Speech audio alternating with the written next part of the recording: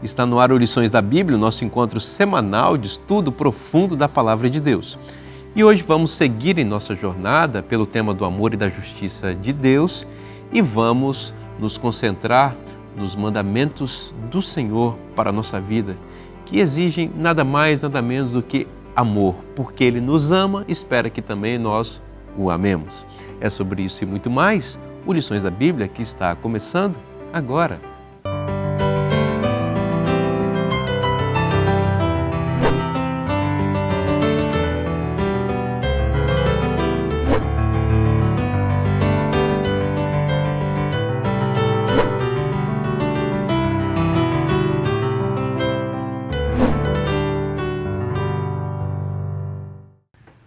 Já estamos juntos aqui para estudar com você a Palavra de Deus nesse programa especial do programa Lições da Bíblia. Bom, obrigado pela sua companhia, obrigado pela sua presença, por acompanhar esse programa e por amar a Palavra de Deus.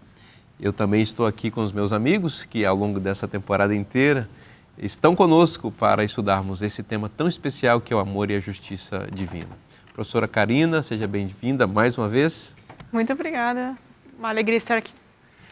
Pastor Flávio, que bom ter você conosco mais uma vez, seja bem-vindo. Muito obrigado, agradeço estar aqui. Pastor Emilson, que bom tê-lo mais uma vez. Para mim é muito bom também estar aqui presente. Maravilha. Flávio, você ora para a gente, por favor? Querido Pai que estás nos céus, muito obrigado, Senhor, pela Tua palavra e pelo plano da salvação, onde o Senhor revela o Seu amor por nós. Pedimos, Senhor, que possamos receber esse amor em nosso coração e sermos transformados por Ele. Abençoa cada um dos ouvintes também, ser conosco nessa lição pelo Teu Santo Espírito, por Jesus. Amém. Amém. Amor e justiça, os dois maiores mandamentos. Esses dois aspectos, Pastor Flávio, do amor de Deus, né? Amor e justiça, né? São indissociáveis, né? São sempre juntinhos, não dá para separar, né? Isso. Até a lição começa, o verso para memorizar, né? Primeira carta de João, capítulo 4, verso 20, que fala sobre isso, né? Um pouquinho, né? Diz assim: se alguém disser amo a Deus, mas odiar o seu irmão, esse é mentiroso, pois quem não ama o seu irmão, a quem vê, não pode amar a Deus, a quem não vê, né? E daí é interessante, eu pensei, lendo isso aqui, eu lembrei também que Jesus explica isso aqui em mais detalhes, né? Num discurso que ele faz no final do seu ministério, lá em Mateus 25, ele faz um discurso onde ele explica essa questão com mais detalhes, né, dando exemplos práticos da vida, né? Então achei bem interessante, é aquele texto que começa ali, vou ler a partir do verso 34, né, que uma cena de juízo também, né, juízo final, e aqui no verso 34 em diante diz assim o texto: então dirá o rei aos que estiverem à sua direita, aqui o chamado de Deus, né, do rei: vinde, benditos de meu Pai, possuí por herança o reino que vos está preparado desde a fundação do mundo. Então, essas são as doces palavras que todos nós esperamos escutar um dia. Venham, tomem posse do reino que vos está preparado. Mas daí o que é interessante é que na sequência ele explica, né, por que essas pessoas vão fazer parte do reino, né? Então em parte é interessante aqui, ó, veja lá, 35. Pois tive fome e me destes de comer, tive sede e me destes de beber, era forasteiro e me hospedastes, estava nu e me vestistes, estive enfermo e me visitastes, preso e fostes ver-me. Então perguntaram os justos: Senhor, quando te vimos e com fome te demos de comer? Né? Quando aconteceram essas coisas? A gente não lembra, né? Quando o Senhor esteve com fome, com sede, e nós ajudamos o Senhor, né? E daí ele responde no verso 40, o rei dirá: em verdade vos digo que quando o fizestes a um desses meus pequeninos irmãos, a mim o fizeste. Então eu acho bonito isso, porque é interessante que Deus condiciona, conecta, né, o amor a Ele, tem que ser expresso em amor aos seus demais filhos, aos nossos irmãos, né? Então não dá para dissociar uma coisa da outra. Jesus conectou essas ideias. Vocês me amam mesmo? Então ame os que estão ao seu redor, porque eles são os meus filhos. Eu acho isso maravilhoso, porque o amor a Deus promove o bem-estar da sociedade e promove também a reconciliação entre os povos e as pessoas, né? Então é algo maravilhoso.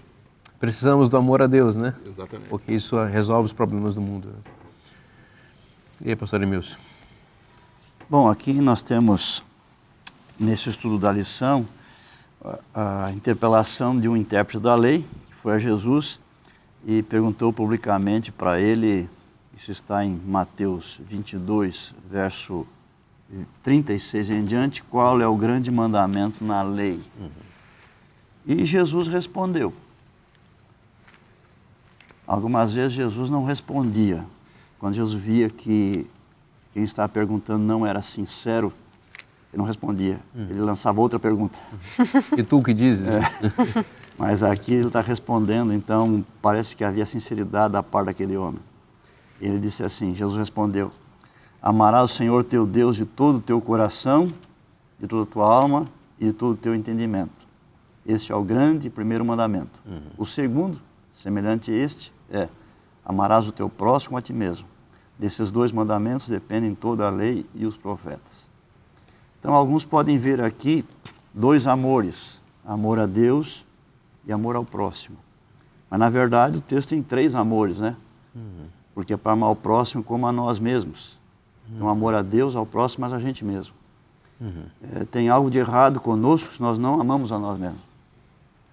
E se nós não amamos a nós mesmos, nós não vamos poder amar os outros também. Porque é para amar os outros como amamos a nós mesmos. Então, a nós mesmos é referencial. E isso é muito importante para nós. E aqui Jesus está resumindo nesses mandamentos toda a lei de Deus. Então, só para lembrar o que é bastante óbvio já, mas dos 10 mandamentos, os 4 primeiros são sobre Deus, nossa relação com Deus. E os últimos 6, o relacionamento com o próximo. E os mandamentos são bem organizados, não estão tudo embaralhado de qualquer jeito. Então, repartiu bem certinho. E o primeiro é não ter outros deuses, né? O primeiro da lei de Deus. E quando chega na tábua dos mandamentos do próximo, o primeiro é o próximo mais próximo, que são os pais. Né? Honra teu pai e tua mãe. Então, quando a gente ama, a gente vai guardar os mandamentos de Deus, todos os 10, conforme Deus mencionou. É interessante que o quinto mandamento, que é o primeiro da segunda tábua, ele também poderia estar quase que na primeira, também porque o respeito aos pais reflete também o amor a Deus, né? Porque os pais são colocados na nossa vida como representantes diretos de Deus. E é interessante como eles estão na dobradiça das duas tábuas ali, porque eles conectam exatamente as duas ênfases da lei, o amor a Deus e ao semelhante, e ao próximo, né? Professora Karina, tem uma história muito bonita, assim, no final não tão feliz para essa pessoa, mas de relacionamento, de tentativa de uma pessoa de conhecer Jesus, mas os ídolos do coração falaram mais forte, que é a história do jovem rico, né? A história do jovem rico, ela chama a atenção porque era uma pessoa que era boa, era religiosa. Ele fala, primeiro chega para Jesus e fala, mestre, o que eu posso fazer de bom para alcançar a vida eterna? Então, ele tem esse anseio e reconhece em Jesus uma pessoa com quem ele pode aprender. E Jesus fala, guarda os mandamentos, né? Mas ele fala, não, mas isso eu fiz desde que eu nasci. Daí Jesus pega e fala, Jesus em sua sabedoria divina sabe o que está pegando para essa pessoa. Que ele não falou, agora vende os teus bens e dá aos pobres, e daí você terá um tesouro no céu. É interessante que Jesus não pede para todo mundo vender todos os bens, mas pediu para esse jovem rico aqui. Então, Deus sabe o que pega para cada um, mas o que está sendo um ídolo para esse personagem aqui era a riqueza. Mas é interessante também porque quando você está disposto a doar um pouco do que é teu para os outros, também isso expressa a sua confiança em Deus. Que quando você tira, se ele vendesse tudo que ele tinha e desse aos pobres, aí ele estaria expressando total confiança em Deus, que sabe que Deus iria prover para ele.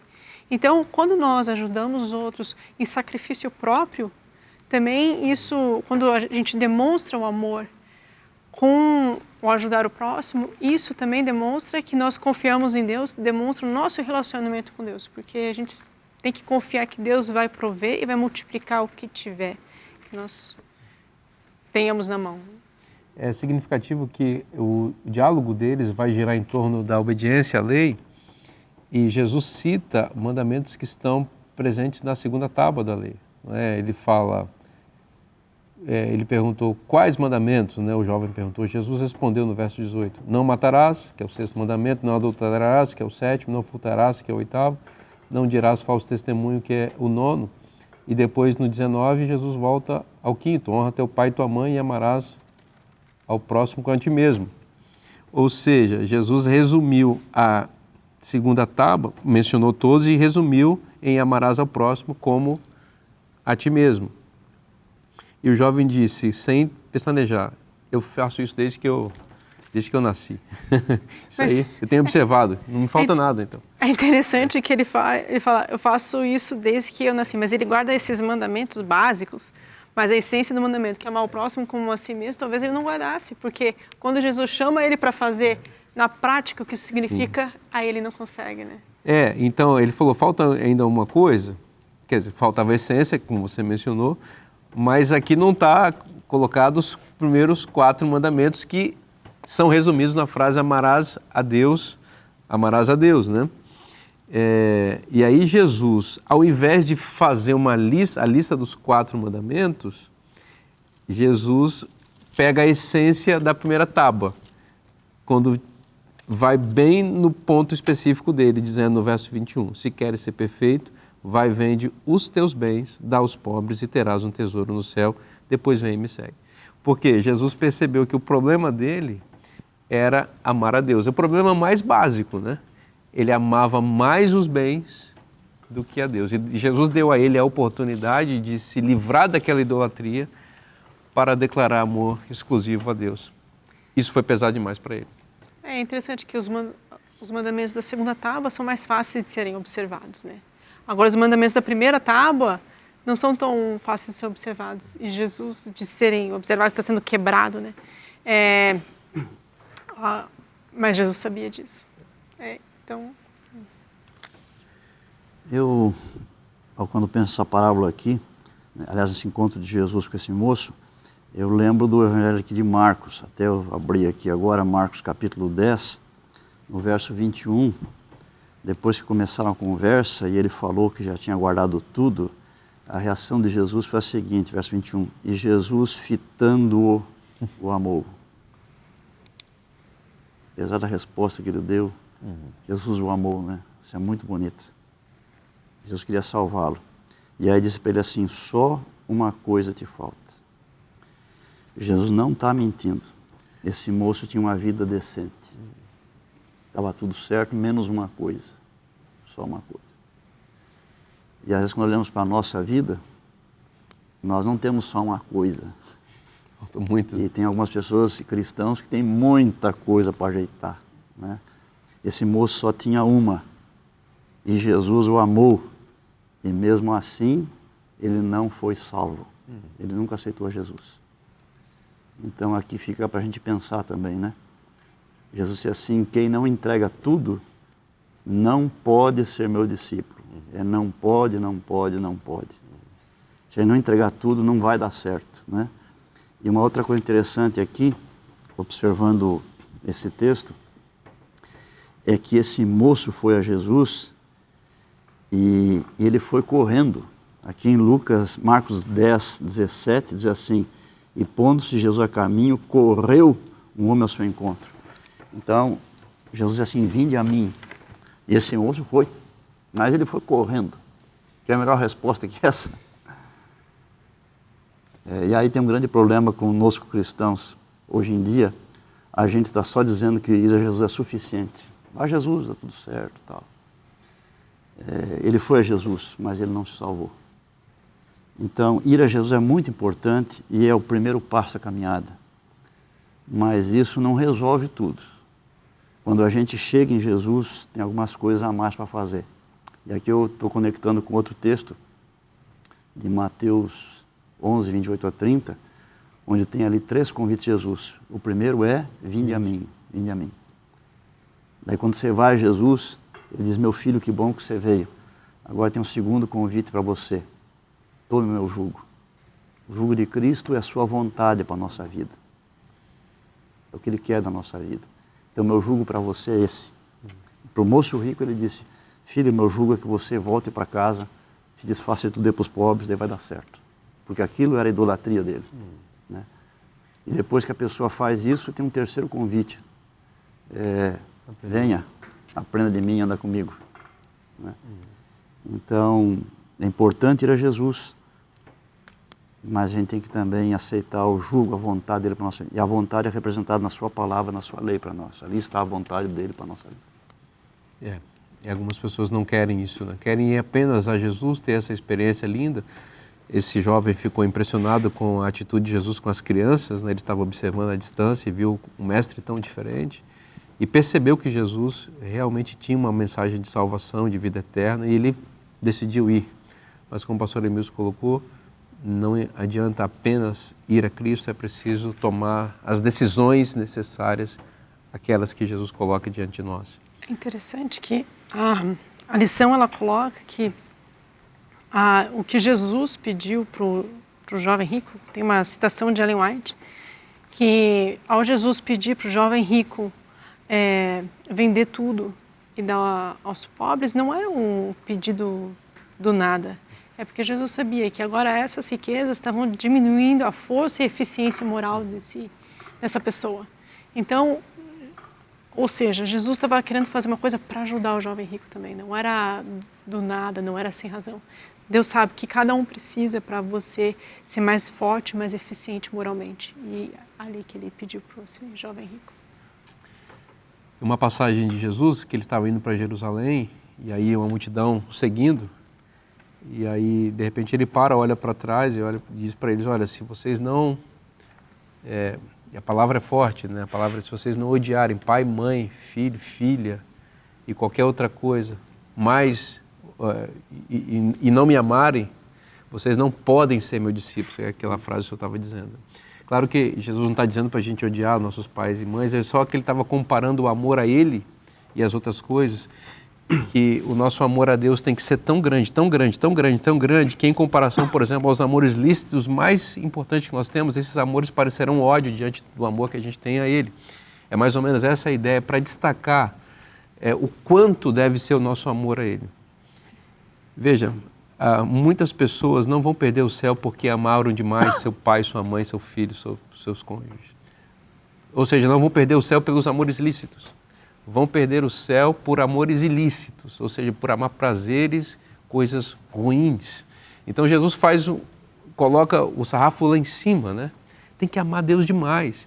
E eu creio que Jesus tenha falado isso para aquele povo e está para esse jovem rico para mostrar a incapacidade humana da salvação.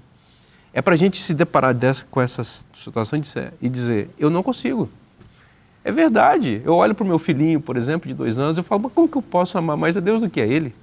É difícil, a gente tem que reconhecer que nós temos uma inclinação complicada para amar a Deus que nós não vemos, o pecado nos separa. Então a gente precisa, essa situação de impossibilidade deve nos levar de joelhos diante de Deus e dizer, Senhor, eu não posso. Então, faz a tua obra na minha vida, implanta o teu amor no meu coração para que eu possa amá-lo de verdade. Eu penso que é por aí que Jesus deseja que a gente siga. Esse jovem rico poderia ter dito isso para Cristo, Senhor, eu amo demais minha riqueza. Eu conquistei com muito trabalho, ou então com muita herança da minha família. Eu não consigo, o Senhor me ajuda?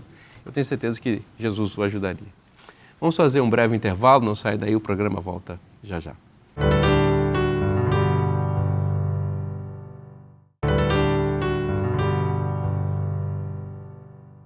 Já estamos aqui no segundo bloco do programa Lições da Bíblia para estudar a Palavra de Deus com você. Eu tenho um oferecimento especial para fazer, que é a revista Esperança, edição Na Mira da Verdade. Você que deseja conhecer mais a verdade não pode ficar sem essa revista especial. Você sabe que o professor Leandro Quadros é o apresentador desse programa aqui na TV Novo Tempo, e aqui nessa revista você tem uma reunião das melhores respostas que o professor Leandro Quadros dá para perguntas difíceis na Bíblia. Por exemplo, o dom de línguas, por exemplo, o estado do ser humano na morte, por exemplo, existe arrebatamento secreto? A Bíblia fala disso. Por exemplo, o problema do mal, o sofrimento, existe um santuário no céu, existe o juízo investigativo, uma série de perguntas tão importantes. E o sábado deve ser guardado? Ou é o domingo que deve ser guardado? Ou o dia nenhum? A Bíblia tem alguma coisa a dizer sobre isso? Essas e outras perguntas são respondidas nessa revista especial. Pastor Vinícius, quero essa revista, ela vai abençoar a minha vida, a minha família, eu vou poder estudar a Bíblia também com outras pessoas com esse material. Como faço para tê-la? É muito fácil, é só você mandar uma mensagem para o WhatsApp que está aparecendo agora na sua tela. 0 operadora 12 98244 4449. Você vai preencher um rápido cadastro e nós vamos enviar sem custo nenhum para você essa revista. Se você desejar ser atendido só pelo WhatsApp, para ser mais fácil, menos burocrático, mais simples, é só você dizer, sinalizar aí, ó, quero ser atendido por aqui, e a nossa equipe vai entrar em contato com você e fazer o processo para você receber essa revista especial. Uma dica do coração: manda agora a sua mensagem. Agora, exatamente, pega o seu celular, manda essa mensagem para você receber essa revista, porque ela vai ser muito útil para a sua vida. Vamos continuar conversando sobre esses 2 grandes mandamentos. No bloco anterior vimos, por exemplo, a experiência do jovem rico, né, que rejeitou a Jesus Cristo porque amou mais a riqueza. Pastor Nemilson, 2 grandes mandamentos, 2 grandes pecados também quando esses mandamentos são desobedecidos, né? Os 2 grandes pecados, transgressão dos 2 grandes mandamentos, são, primeiro, a idolatria e o segundo, a injustiça. Então Deus está preocupado em que adoremos somente a Ele, Ele não quer ter nenhum concorrente, Ele é exclusivo. E em segundo lugar, Ele está preocupado com as relações que temos uns com os outros também. E interessante que quando a gente vê a orientação de Deus para Israel, desde o princípio lá, por exemplo, no Monte Sinai, quando saíram do Egito, ficaram acampados por cerca de 1 ano, e ali Deus deu a lei escrita para eles. Essa lei já existia desde o princípio do mundo, mas ali foi dada pela primeira vez de forma escrita. Deus deu os mandamentos, mas Deus para ele mais 3 conjuntos de leis. Deus deu as leis cerimoniais relativas ao santuário que eles iam erigir. Deus deu as leis de saúde também, questão de coisa limpa, imunda, que comer e não tal. E Deus deu leis civis também, que tinha que ver com os relacionamentos entre eles. E entre essas leis civis sempre havia muita provisão para as pessoas que eram pobres. Por exemplo, as pessoas que tinham terras, não é? Que tinham mais posses, quando elas iam colher, por exemplo, frutos, no caso da azeitona, que era abundante no lugar lá. Então, da colheita, eles sobem nas árvores, eles sacodem lá e vão pegando as azeitonas todas e tal. E quando eles vêm assim, já tirei tudo dessa árvore, já limpei, desce e vai para outra árvore, mas ele olha, falta aquele galho lá, ó. A lei dizia assim, não pode mais pegar. Agora vai ficar para os pobres. Que depois que eles passam colhendo, os pobres vêm e podem colher. Quando era a colheita do cereal também, né, plantavam lá o trigo, o centeio, a cevada, havia algo semelhante. Eles cortavam os cereais com foices. Então, ao cortarem com a foice, transportarem de um lugar para outro, se por acaso cair um pouco no chão, não volta em pé. A reia não pode recolher. Porque quando havia colheita de cereal, estavam todos pobres lá olhando assim. Eles tinham permissão de entrar nos sítios e fazendas e olhar. Quando caía, eles iam e pegavam para eles, né? E até tem a história de Ruth e Boaz lá. Quando o Boaz soube quem era a Ruth, ele chamou assim o capataz, os outros, olha, vem cá. Aquela moça lá, ó, deixa cair bastante. Aí ela voltou para casa feliz da vida, com muita colheita naquele dia. Então Deus sempre primou para ajudar os pobres. E quando um pobre tinha uma necessidade, faltava alguma coisa para ele, ele ia diante dos juízes, junto à porta da cidade, e dizia, olha, preciso disso, daquilo e tal. E os líderes deviam de providenciar o alimento para eles, o que eles precisavam, né? Mas em muitas épocas de Israel aí, o que aconteceu, não acontecia isso aí, porque os juízes estavam mancomunados com os ricos. E aí teve até ocasiões em que quase não havia mais classe média, ou era só bem pobre ou só bem rico. E cada vez mais rico, cada vez mais pobre, miséria. E Deus frequentemente, quase que por todos os profetas, está repreendendo essa injustiça. Lembre do que eu disse para vocês, façam justiça, socorro à viúva, o órfão, o estrangeiro. Então Deus prima sim por essa justiça social. é muito lindo perceber como o amor e a justiça, o amor a Deus e a justiça às pessoas estão realmente interrelacionados, né? Israel foi fundada como nação exatamente para que isso acontecesse. Uma nação que amasse a Deus e tivesse a Deus como seu Deus exclusivo, naturalmente resultaria em um povo que seria justo e tratado com justiça. Ao contrário das outras nações pagãs, que não tinham e não têm Deus como seu Senhor, a injustiça prevalecia entre aqueles povos.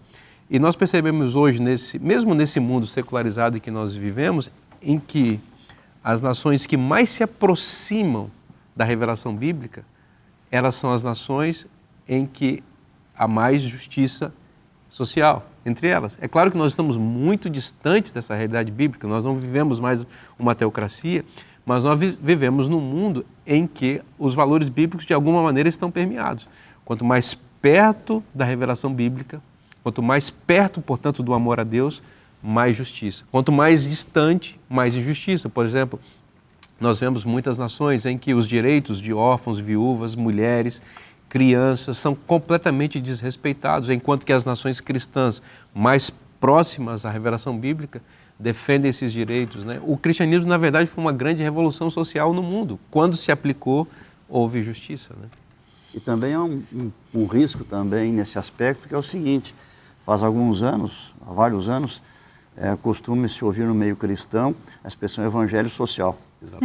E aí, algumas igrejas e líderes e pastores começaram a enfocar muito o aspecto social, em detrimento do culto e evangelismo. Exato. E aí eles acabaram se perdendo. É. Então nós temos que fazer isso aqui sem esquecer daquilo ali. É importante a gente atender os pobres o máximo que nós pudermos, mas não esquecer também da nossa missão de evangelizar e manter também o culto e a permanência das pessoas nos caminhos de Deus. O cristianismo é realmente a grande revolução social. Não dá para fazer uma revolução social sem a pregação evangelística, não é? Se nós queremos realmente que o órfão, o pobre, a viúva, as minorias de forma geral que são previstas na Bíblia, né? A Bíblia tem um quarteto de desfavorecidos, o órfão, o pobre, a viúva e o estrangeiro, né? Se nós quisermos que esses grupos e os demais sejam atendidos, nós precisamos pregar o Evangelho. Olha, quem não conhece histórias de pessoas que eram paupérrimas, viviam na miséria, e o Evangelho chegou na família. A família foi exposta à palavra de Deus, a palavra de Deus trouxe conhecimento, entendimento, mudou a perspectiva, deu esperança, produziu sonhos, essas pessoas cresceram, se desenvolveram. Foi a palavra de Deus que fez isso, a Bíblia e a igreja que fez isso. Então não dá para dissociar, né, Karina? Sim, é muito interessante que quando a pessoa conhece, entra em contato com a palavra de Deus, muda a ética e a moral da pessoa. E quando você tem uma ética e moral alta, a tendência é que você também saia da pobreza. É uma consequência, né? Quanto mais justa uma sociedade, mais fácil essa pessoa sair da pobreza. Exatamente. E chegar. Você mencionou o termo revolução, né, social, né? E o interessante do cristianismo é que é uma revolução social pacífica. Exato. Não existe, não é armado, não é pelo poder, não é uma luta pelo poder. Ela é uma revolução pelo serviço, claro, pelo amor, né? Os discípulos até gostariam de ter acesso ao poder, né? Várias vezes eles perguntam a Jesus, querem o poder, etc. Mas Jesus sempre falou, não, se vocês querem ser grandes, sirvam ao próximo, né? É pelo amor, é por isso que vocês vão ser conhecidos, se vocês amarem uns aos outros. Então, é uma revolução social, mas é uma revolução totalmente pacífica e benevolente, benigna, né? Uma revolução entre aspas, né? Entre aspas, que não tem luta, né? Exato. E normalmente também, quando a pessoa ela se torna cristã, as tradições judaico-cristãs, elas tendem a levar a pessoa a ler a Bíblia. E agora, quando a pessoa estuda a Bíblia, ela consegue se desenvolver mais e muitos continuam se educando. E a educação agora possibilita essa pessoa a se desenvolver socialmente, né? Que é uma das chaves principais. É uma esquizofrenia o mundo ocidental se secularizar e se desvincular da Bíblia e da religião cristã. Porque é um completo esquecimento de que todo o progresso que a nossa sociedade ocidental, norte-americana, europeia e todo mundo que gira em torno desses países usufruíram está exatamente fundamentado nos ensinos da palavra de Deus. Então, os pais fundadores dos Estados Unidos, por exemplo, em grande parte eram cristãos. A própria Europa e a sua riqueza tem em origem e associação com aquilo que o cristianismo de alguma maneira fez por lá. Então, quando a sociedade ocidental ela quer dizer, não, nós somos agora pós-cristãos, agora nós temos uma moralidade que vai se pautar fora desses valores da Bíblia, é um completo esquecimento de que foi a Bíblia que trouxe ao mundo o que há de melhor. Se você compara as culturas e civilizações em que não há a palavra de Deus, como que é o direito das mulheres nessas culturas? Não tem a palavra de Deus. Como que as mulheres são tratadas lá? Existe tolerância. Tolerância existe no mundo cristão, judaico-cristão. Exatamente. Como que as crianças são tratadas, os órfãos, as viúvas. Não existe direito, não existe justiça. A verdadeira justiça, o verdadeiro direito está na palavra de Deus. Então precisamos voltar para isso. Claro que isso não vai resolver definitivamente os problemas do mundo, porque a própria Bíblia diz que nossa esperança é futura. Mas se nós tivermos na nossa vida prática, na nossa comunidade, os valores da Bíblia, nós vamos ser mais felizes aqui. Até as próprias universidades, né? Elas foram fundadas como escolas de missionários. Exato. E agora essas grandes universidades do mundo já estão totalmente secularizadas e deixando de lado a palavra de Deus, essa fundação. E o fracasso é iminente. Sim. Porque você se desprende da sua raiz e você tenta construir sobre um outro fundamento que não tem fundamento nenhum para isso, né? Pastor Emilson, Deus ama a justiça. E tem um salmo muito curioso, aqui eu quero chamar vocês também para atenção a esse salmo, Salmo 82, né? Que aqui o salmista também destaca o amor de Deus pela justiça e como a injustiça fere o coração de Deus, né? O que vocês destacam aí? Esse salmo é voltado especialmente para os juízes, né? Esse Salmo 82 e o 58 também. O 58 começa assim, ó. Falais verdadeiramente justiça, ó juízes? Julgais com retidão os filhos dos homens? Longe disso. Antes no íntimo engendrais iniquidades e distribuís na terra a violência de vossas mãos. E aí continua. Então, às vezes há textos da Bíblia que são especificamente para uma classe de pessoas. E aqui está focando os juízes, né? As expressões que são usadas aqui, traduzidas em português, elas não são muito claras para nós, porque diz assim, Deus assiste na congregação divina, no meio dos deuses estabelece seu julgamento. E no verso 6 aqui, eu disse sois deuses, né? Pode ser uma forma sarcástica de se referir aos juízes, que eles achavam que eram deuses também, que eram os maiorais. Hoje em dia também isso existe, né? Isso, E pode ser congregação divina aqui, talvez uma possibilidade, porque Deus está no meio deles. Quando eles julgam, tem que fazer em nome de Deus. Deus está ali presente para ajudá-los também, mas eles não estão fazendo justiça. E Deus está se impondo, então, aqui, exigindo que eles façam essas coisas, né? E vai detalhar de novo aqui, ó, no verso 3. Fazer justiça ao fraco, referência ao pobre, né? Ao órfão, proceder retamente para com o aflito, desamparado, socorrei o fraco, necessitado, tirai-o das mãos dos ímpios. E aí continua, né? E no final do verso, apresenta Deus como supremo juiz. É uma oração para ele, né? Levanta-te, ó Deus, julga a terra, pois a ti compete a justiça de todas as nações. Então, pois é.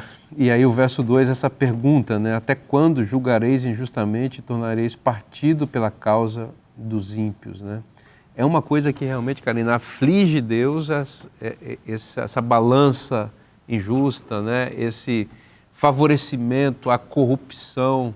Deus olha do céu e se entristece profundamente. Veja que esse é um retrato da sociedade contemporânea hoje, de completa injustiça, a gente percebe isso por todos os lugares, nós somos vítimas de injustiça de toda forma, uns menos, outros mais, isso deve ferir muito o coração de Deus. Né? Fere, eu acho esse texto muito bonito, que ele também mostra que Deus está vendo. Isso. Deus está vendo. E Deus age também. Então Deus vê e Deus age. E é muito triste, porque na nossa sociedade é tão comum isso que às vezes a gente fica amortecido. Mas Deus está chamando a gente para não ficar amortecido, para prestar atenção neles, porque é praticamente que nem o verso para memorizar essa semana fala, aquele que não presta atenção no irmão é como se não ama a Deus. Se você não pratica justiça contra o seu próximo, você não ama a Deus, porque você não entendeu o que é amor, que amor é Deus. E olha o que Deus fez, comparando a história do jovem rico. Pensa o jovem rico, que era para ele deixar? Alguns bens, algumas fazendas, talvez que ele tivesse. Olha com o que ele estava falando. O Criador da Terra, o Rei do Universo, deixou o céu. Isso. E ele não queria deixar umas fazendas?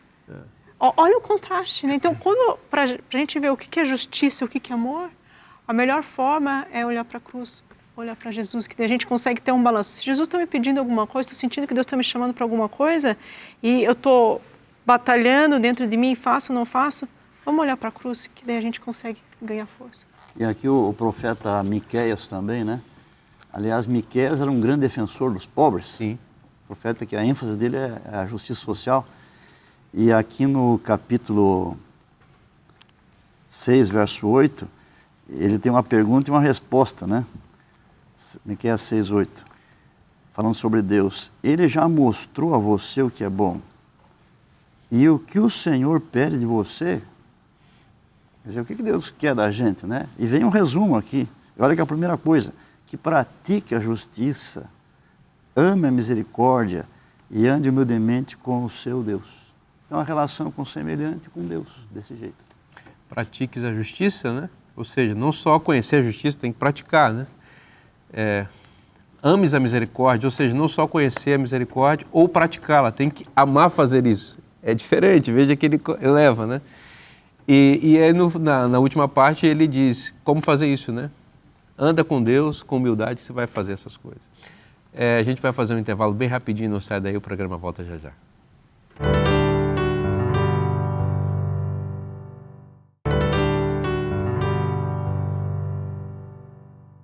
Estamos de volta agora para o último bloco do programa Lições da Bíblia de hoje. Eu quero fazer uma recomendação especial para você. Você já está assinando a lição da Escola Sabatina? É essa mesmo, que é a base da nossa conversa aqui no nosso programa. Você não pode perder a lição da Escola Sabatina, que é uma grande bênção, é como um maná de Deus que desce pão quentinho todos os dias para abençoar a nossa vida, nutrir a nossa experiência com Deus. E você sabe que o trimestre está acabando, está começando um próximo e você já pode ter acesso à edição da nova revista, novo guia de estudos para a próxima temporada. Vamos estudar sobre como estudar a Bíblia. Vai ser muito importante como estudar as profecias. Então, se você deseja adquirir ou assinar a sua lição, é só você acessar cpb.com.br. Bom, vamos continuar estudando aqui. No bloco anterior nós vimos os dois grandes pecados, né, que afligem o coração de Deus, e também vimos como Deus ama a justiça e detesta a injustiça. Pastor Emilson, Mateus 23 é um discurso forte de Jesus, um discurso pesado, né, de Cristo. Sim. Todos nós conhecemos as bem-aventuranças no Evangelho de Mateus também, capítulo 5. E esse capítulo 23 aqui, eu pessoalmente chamo de o capítulo das mal-aventuranças. São os ais. E tem muito mais aqui. Jesus está repreendendo especialmente fariseu e escriba, né? Por quê? O que havia de errado neles? De um modo muito especial, eles estavam muito preocupados com o exterior das coisas, não com o interior. E Cristo usou até exemplos, né? Vocês estão lavando o copo e o prato, né? Aí por fora, mas por dentro cheio de sujeira. E o sepulcro vocês estão caiando, pintando, mas por dentro tem podridão, né? Então assim era o fariseu. E aqui no capítulo 23 de Mateus, verso 5, está resumindo, né? Diz assim: praticam, porém, todas as suas obras com o fim de serem vistos dos homens. Tudo que eles faziam era assim, tem gente vendo, então não está preocupado com a motivação interior, por que eu estou fazendo isso? Né? Com aquilo que eu vou passar para as pessoas ali. Então, preocupação com o exterior e o que os outros estão realmente vendo, né? E aí, nós temos no Evangelho alguns exemplos. Aqui em Mateus, mesmo capítulo 6, tem 3 exemplos. Então, o primeiro exemplo ali é da oração. Então, o que eles faziam? Eles tinham horário para orar. Diríamos que o nosso horário que seria 9 da manhã e 3 da tarde. Então, onde um fariseu estivesse, ele parava nesse horário e ele orava a Deus. Mas orava publicamente para as pessoas verificarem. Só que alguns planejavam às 9 da manhã ou às 3 da tarde estar na frente do Banco do Brasil, ou na frente da prefeitura, na linguagem nossa. E ali paravam e eles oravam para que todo mundo pudesse ver o quão religiosos eles eram, né? Quando eles iam dar esmola também, e vários deles eram ricos, o que eles faziam? Eles davam para aparecer. Por exemplo, lá no templo que tinha a urna, gasofilaço para receber ofertas, havia uma fila para o pessoal entrar e dar as ofertas, né? Aquela viúva pobre entrou numa fila dessa. Até ficou envergonhada ainda tão pouco. Mas nessa fila, frequentemente havia pessoas ricas, inclusive fariseus. O que eles faziam? Levavam lá uma sacolinha com moedas e quando chegava a sua vez de soltar a moedinha, ele levava um trombeteiro junto.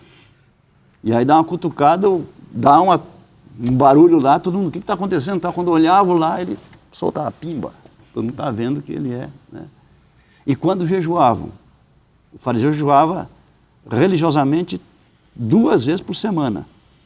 Mas ele jejuava e fazia questão de sair de casa com a cara amassada, para que todos vissem que estavam jejuando. Então, Cristo, aqui em Mateus, no capítulo 6, está dizendo, não façam assim, não façam assim. E até tem um verso interessante em Mateus 6, quando fala das esmolas, né? Não saiba a tua mão esquerda o que a direita está fazendo. Veja como isso está tão diferente de hoje entre nós cristãos. Cada vez que alguém do nosso meio faz uma bondade, vai visitar um pobre, faz um donativo, faz visita missionária, tem que tirar uma foto e colocar na internet. Né? E onde está esse texto, né? Não saiba a tua mão esquerda o que faz a tua direita, porque o teu pai que vem secreto te recompensará. Então, ninguém precisa saber o que estamos fazendo. Se Deus souber, está bom. E Deus sabe. E Ele que vai começar, Ele que está valendo. Então, são ilustrações que vêm para nós aqui do Evangelho e mostram a preocupação de Deus com a justiça, mas que tem a motivação certa. Então, desses casos que nós vimos aqui, a gente aprende o seguinte. Então, oração, esmola, jejum. Tudo é bom, tudo Deus quer que a gente faça. Mas fazer a coisa certa com motivação errada, está errado. Olha bem, fazer a coisa certa com motivação errada, está errado. Não tem aprovação e a bênção de Deus. Extraordinário. Maravilha. Você me dá? Claro. É interessante que Jesus começou o seu ministério com o Sermão da Montanha, e o Sermão da Montanha vai bem nessa linha. Vamos nos preocupar com o que é de dentro, não com o que é de fora. Então, o ministério de Jesus foi pautado com essa ênfase que o pastor Emilson colocou. Vamos nos preocupar com o interior, né? Não com o exterior. E enquanto os fariseus estavam preocupados com o exterior, né? E arqueologicamente tem várias coisas que foram desenvolvidas um pouco antes de Jesus, no ano 160, por aí, que eles pegaram e desenvolveram várias coisas desnecessárias, eram caras, para que eles estivessem sempre puros. Mas a gente vê, por exemplo, usando objetos de pedra, vários objetos, mas isso não trazia a pureza do coração. Né? É verdade. Seguimos, amigos, aqui para a parábola do bom samaritano, ou vocês querem mais alguma coisa em Mateus 23 aí? E aí, Flávio, como é que tá? Pode seguir. Podemos seguir? Pode seguir. Vamos chamar o pastor Emilson para...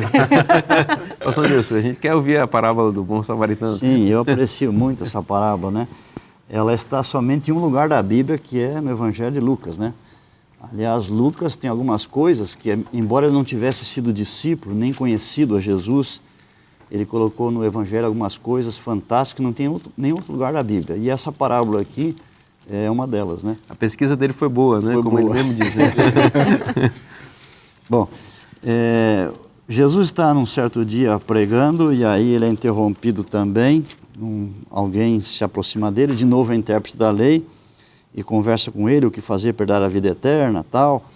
E aí o assunto vai cair na lei de Deus e vai cair no mandamento de amar o próximo. E aquele homem pergunta, mas quem ama o próximo? Então o assunto aqui é amor e tem a ver com o próximo, relação de justiça social. E aí Cristo, para explicar quem era o próximo, ele contou uma história. E as parábolas da Bíblia não têm nome. Esses títulos que nós vemos nos capítulos e parágrafos, eles não são do original, eles foram colocados por tradutores para a gente entender melhor o que vem a seguir. Então, essa parábola tem o nome de parábola do bom samaritano. E eu gosto de chamar de outro nome, a parábola dos 4 viajantes. Então, todos estão viajando aqui, mas viajando sozinho e viajando a pé, como era costume naquela época. E a distância entre uma cidade e outra na viagem é 30 quilômetros, né? Então, o primeiro viajante, ele está indo, e essa estradinha existe até hoje. Mas ela passa pelo deserto da Judéia, na época tinha cavernas e tal, às vezes se escondiam bandidos por lá, assaltantes, e foi o caso. Quando ele passou por lá, ele foi assaltado. Mas não só levaram tudo que ele tinha, deram uma boa surra nele, ele ficou mais morto que vivo, né? Estava lá jogado, não podia nem se levantar, nem se mexer. E agora, quem sabe, orando para que alguém mais passasse por ali e prestasse socorro. E aí vem o segundo viajante, é um sacerdote. Provavelmente ele havia atuado no templo, no turno dele, está voltando para a cidade de sacerdotes, que é Jericó. Está voltando para casa. E de longe ele vê a cena, mas diz o texto que ele passa de largo. Ele não quer saber daquele negócio. E daqui a pouco vem um terceiro viajante lá, que é um levita. Ele também havia estado no templo trabalhando, volta também para sua casa, ele faz a mesma coisa que o outro, ele passa de largo, não nem aí. Mas vem um quarto viajante. E esse camarada não é nem judeu. Ele é um samaritano. E a gente sabe pela Bíblia que judeu e samaritano não se bicam. Para termos uma ideia, hoje aqui no nosso meio, no Brasil, quando alguém quer xingar, bem xingado alguém, o que faz? Xinga a mãe. Lá não, chamava de samaritano. Né? E esse samaritano, ele vem e ele contempla, e agora ele chegou perto, diz a Bíblia, chegou perto.